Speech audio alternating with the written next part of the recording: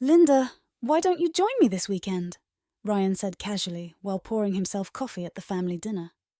I looked up from my plate in surprise. What do you mean?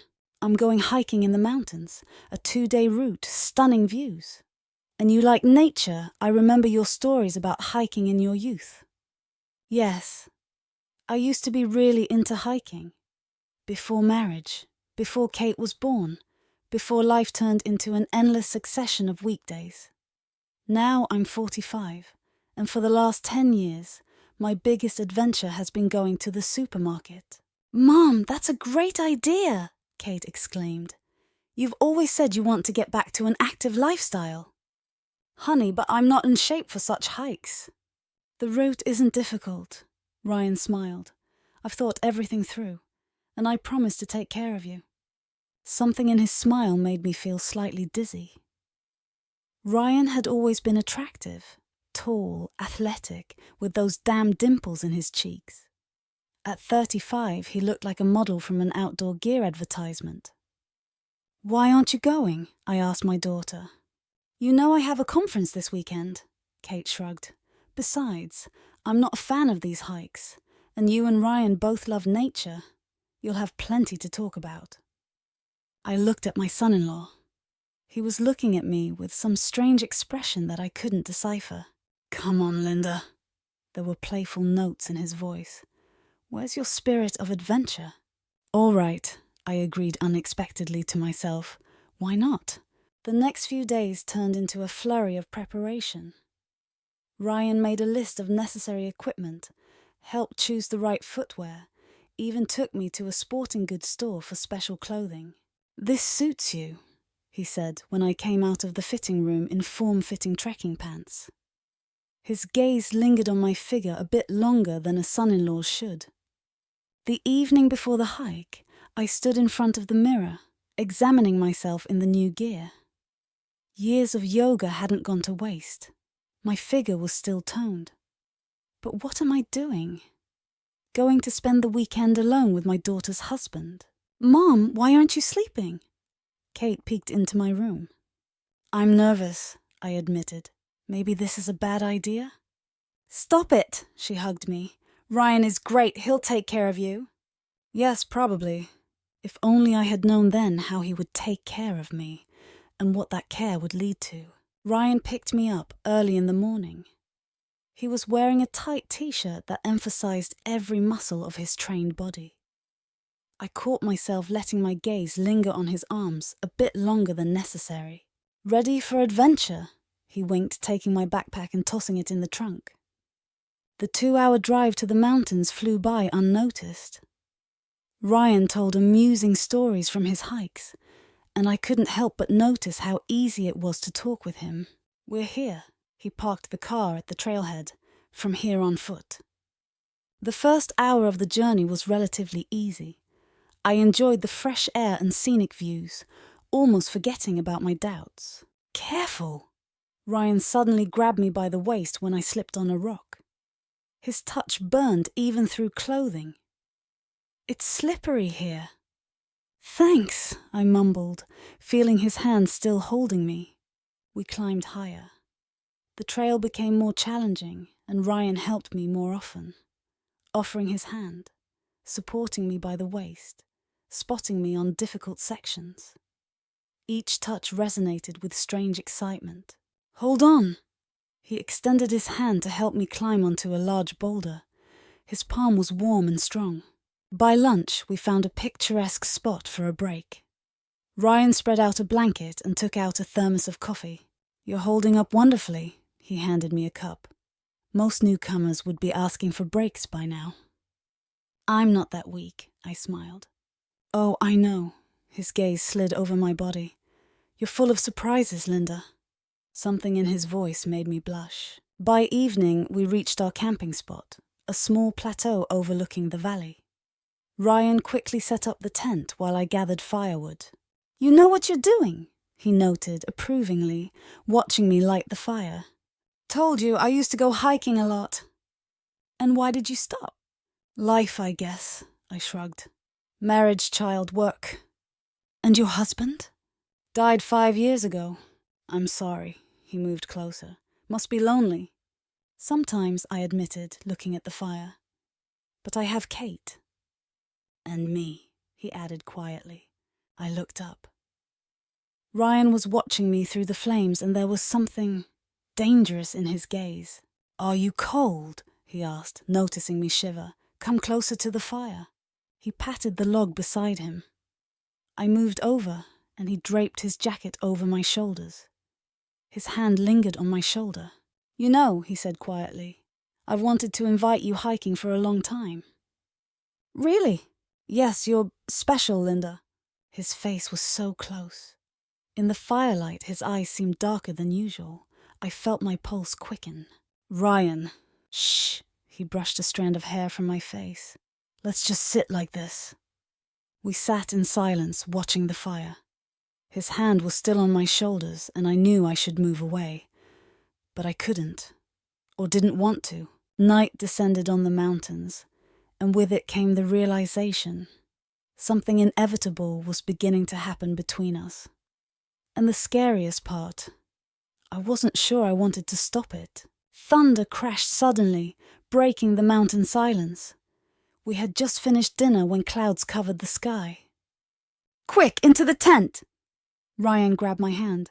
It's about to pour! And sure enough, the first heavy drops fell as we dove under the canvas. Within a minute, a real storm was raging outside. The tent was meant for two, but it was still cramped.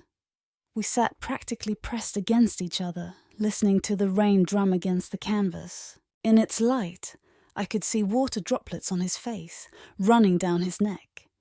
His t-shirt was wet and clung to his body, outlining every muscle. I felt my throat go dry. You're shivering, he noticed. A bit cold. We need to take off the wet clothes.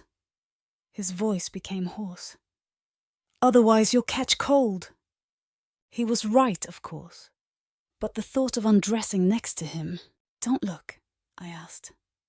Of course, he turned away, but I could feel his presence with every cell of my body. While pulling off my wet t-shirt, I accidentally touched his back. He shuddered. Sorry. It's nothing. His voice sounded strange. I guess I should too. He started removing his shirt and I couldn't look away. In the dim flashlight, his skin appeared golden, muscles rippling beneath it with every movement.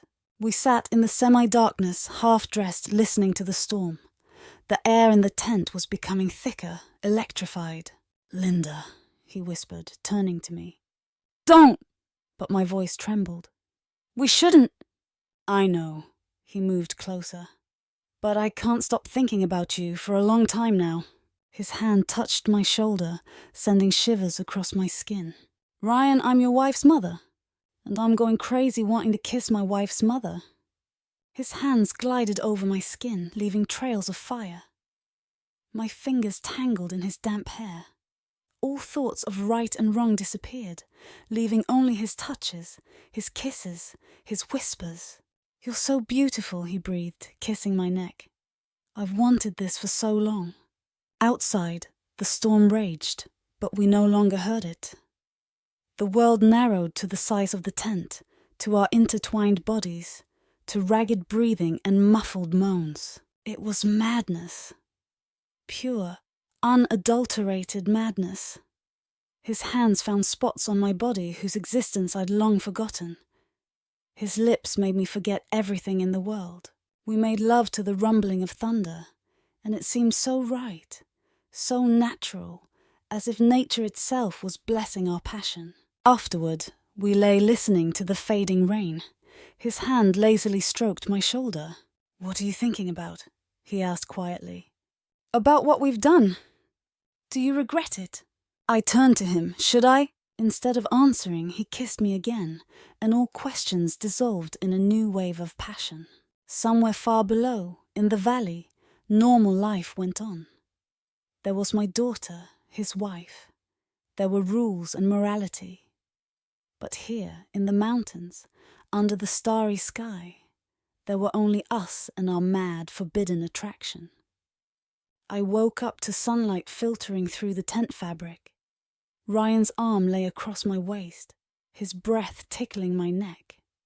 Reality slowly returned, and with it, the realization of what had happened. "Good morning," he whispered, kissing my shoulder. "Morning," I turned to him. In the morning light, his face looked especially handsome. "What are you thinking about?" "About what we've done." I sat up, pulling on my t-shirt. "Ryan, don't say it was a mistake." He propped himself up on his elbow. "Because that's not true." "I'm your wife's mother." "And I'm in love with my wife's mother," he pulled me close. "And have been for a long time, I think." "Don't say that." But I was already melting in his embrace. "We can't." "We can." His lips found mine, and all objections dissolved in the kiss. We only left the tent an hour later. The sun was already high, the mountains gleaming after the night's rain. "We need to pack," I said, trying to return to normality. "Long way back." "There's still time." Ryan hugged me from behind, looking at the valley. "Look how beautiful it is." And truly, the view was stunning. Clouds floated somewhere below, creating the impression we were floating above the world. "You know," he said, not letting me go, "I chose this route specifically. Wanted to be alone with you." "Been planning long?" "Months." He turned me to face him. "Since the moment I realized I couldn't stop thinking about you." "And now what?" "What do you want?" I looked into his eyes. "I don't know, really don't know." Instead of answering, he kissed me. Right there, against a backdrop of majestic mountains, under the morning sun. And I returned the kiss, realizing I was completely lost. The return journey was filled with secret touches and meaningful glances. We stopped more often than necessary, hiding behind boulders for quick, passionate kisses. "You're driving me crazy," he whispered, pressing me against a tree somewhere halfway down. We only reached the car by sunset, tired, smelling of campfire, but absolutely happy. "I don't want to go back," I admitted when we got in the car. It was madness, but I nodded. Time stopped at the roadside motel. We dissolved into each other, trying to memorize every moment before the inevitable return to reality. "I can't be without you," he whispered. "Not now when I know how it can be." And I stayed silent because I understood. He was right. I couldn't be without him either. And that scared me most of all. Home greeted me with silence and a sense of unreality, as if the last 2 days were a dream, beautiful and terrifying at the same time. "Mom!" Kate burst into the house an hour after my return. "How was the hike? Did you like it?" I looked at my daughter's happy face and felt everything inside constrict with guilt. "Yes, it was interesting. Ryan said you did great." She flopped down beside me on the couch. "Can you believe it? He actually said your mom is an amazing woman." I felt my cheeks flush. "By the way, he suggested making it a tradition," Kate continued. "Taking you hiking once a month. Says you need more activity." My heart skipped a beat. "Once a month? Alone?" "Honey, I don't think that's a good idea." "Why? Did you enjoy being together?" "More than I should have," I mumbled. In the evening, a message came. "Can't stop thinking about you." I stared at the phone screen, knowing I should delete the message, block the number, end this madness. Instead, I wrote, "Me too. Ryan, we can't." "We can. I'll figure something out." And he did figure things out. Business lunches, gym sessions, home renovation consultations. He always found a reason to meet. We met in his office, in hotel rooms, even in the car in a deserted parking lot. Each time promising ourselves it would be the last time, and each time breaking that promise. "I love you," he said once as we lay in yet another hotel room. "Don't." I covered his mouth with my hand. "Don't make it more complicated." "It's already complicated," he kissed my palm, "and it will only get more so." He was right.